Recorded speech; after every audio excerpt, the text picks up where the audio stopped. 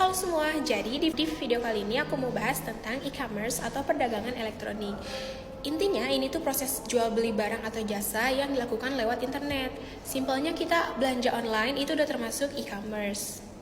Menurut beberapa ahli, e-commerce itu sebuah sistem yang ngelibatin teknologi, aplikasi, sampai proses bisnis yang menghubungkan perusahaan, konsumen, dan komunitas lewat transaksi elektronik.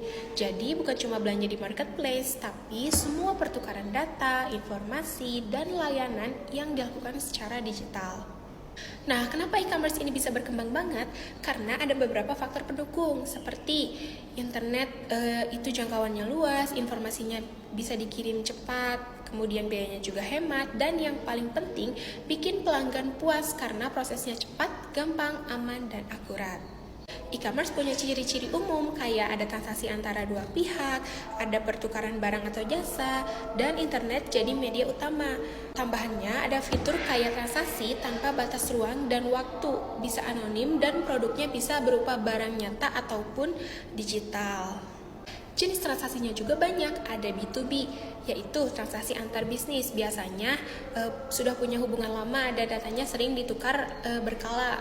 Ada juga B2C, yaitu toko online kayak marketplace yang kita sebagai konsumen langsung beli ke penjual. Terus ada juga C2C, ini transaksi antara konsumen, misalnya jual barang sendiri lewat platform seperti marketplace Preloved. Terus ada juga C2B, di mana individu jual jasa atau produk ke perusahaan. Dan ada transaksi non-bisnis kayak organisasi pendidikan dan transaksi internal perusahaan yang disebut intrabisnis e-commerce. Konsumen di e-commerce itu ada macam-macam, ada yang individual, ada juga yang organisasi, perilakunya juga beda-beda.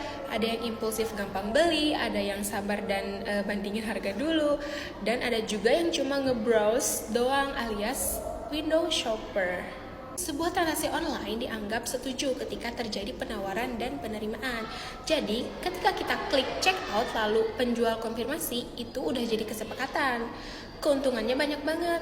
Buat produsen, biaya promosi murah. Toko bisa buka 24 jam tanpa batas wilayah dan jangkauan pasar juga bisa sampai ke luar negeri.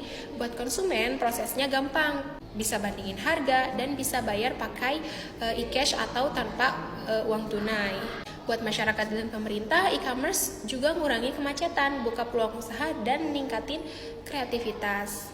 Dalam e-commerce, beberapa situs pengguna minimal umur 18 tahun. Ada juga aturan soal barang yang boleh dijual. Masalah hukum yang sering muncul itu soal keaslian data, keamanan, privasi, keberadaan barang, sampai bukti transaksi kalau terjadi sengketa.